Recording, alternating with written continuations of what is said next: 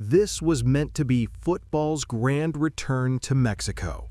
Instead, cartel violence has thrown the World Cup into uncertainty, and the world is watching what happens next. Imagine the roar of 80,000 fans turned into the rumble of burning buses and smoke rising across a city that was meant to be another headline. This is about the world's most watched sporting event and whether it even can safely happen as planned. The clock is ticking on the 2026 FIFA World Cup, and Mexico's security reality is clashing with the global spotlight. On 22 February 2026, Mexican federal forces killed Nemesio El Mencho Oseguera Cervantes, leader of the powerful Jalisco New Generation Cartel, a decision meant to strike a major blow against organized crime. But the immediate result was chaos. Cartel fighters retaliated with road blockades, arson, and violent clashes with security forces, especially around Guadalajara, one of the host cities for the upcoming FIFA World Cup. Stadiums, airports, and the everyday rhythm of life were upended, and the tournament's security plans suddenly face a real test. To understand why this matters on a global scale, we have to rewind, not by decades, but by lifetimes of tensions simmering beneath Mexico's streets. The Jalisco New Generation Cartel, or CJNG, isn't a small gang. It's widely recognized as one of the most powerful, influential, and violent criminal organizations on the planet, with reach into dozens of Mexican states and a footprint in the global drug trade.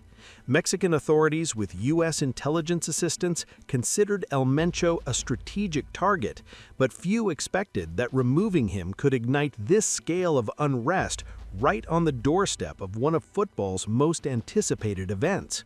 When news broke of his death, retaliation was swift and brutal. In Guadalajara and beyond, blockades choked highways, vehicles were torched, and armed clashes erupted between cartel members and security forces. The state of Jalisco, usually buzzing with life and soon to welcome fans from across the world, became a theater of smoke and sirens. Businesses closed, flights were canceled, and people living blocks from the historic Estadio Akron were told to stay inside. For the world watching, it was surreal. Football matches, the heartbeat of countless communities, were postponed. In nearby airports, travelers fled departures as scenes of unrest dominated social feeds. Even as some matches continued elsewhere in Mexico, the story in Guadalajara sparked a global debate. Can a city marked by cartel retaliation be a safe stage for the World Cup? Ask any soccer fan, especially in the U.S., where millions will travel for games, and you'll hear the same uneasy question. Some want security guarantees before buying airfare. Others, already holding tickets, are wrestling with fear and excitement in equal measure. And then there's the stark reality from analysts and officials. FIFA has the legal right to relocate, postpone, or strip a city of hosting rights if safety can't be assured. That power now looms larger than ever. And now, here's something important.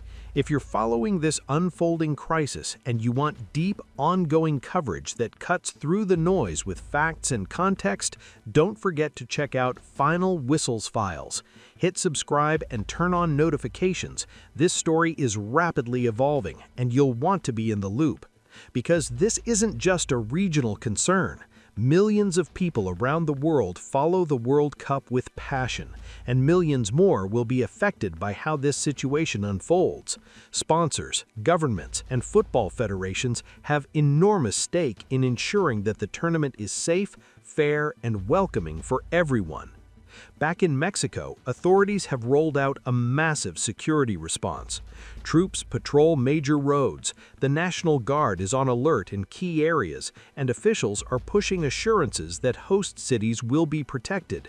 But even with heightened security, the fear lingers in the streets and the headlines. Will fans from Canada, the US, Europe, Africa, and beyond feel confident flying into a region that just saw violent retaliation and blockaded highways? Critics argue that political and security planning for the World Cup never fully accounted for Mexico's deep and persistent cartel threats. They say the tournament's organizers were naive, that this was a risk not to be taken lightly. Voices from travel advisories, international safety organizations, and even some fan communities are openly debating whether Guadalajara's matches should be moved, perhaps to neighboring U.S. or Canadian cities where security risks are far lower. And those calls, once fringe, are now gaining serious traction. On the other side, there are defender stands, celebrations of sport and unity. Yet today, those same streets carry smoke and uncertainty. Whatever happens next, whether strengthened security holds back the threat or matches are reshuffled to safer grounds, this is a defining moment for global football. It's not criticism, that's truth, and the world deserves answers. Before we wrap this up, thanks for watching and supporting Final Whistles Files. If you found this story eye-opening, go ahead and hit that subscribe button, leave a comment with your thoughts on this unfolding situation, and share this video so others can stay informed. Every voice matters in conversations about global sport and security. Let me know in the comments, if you had World Cup tickets, would you still go? Or should international organizers rethink host cities in the face of threats like this?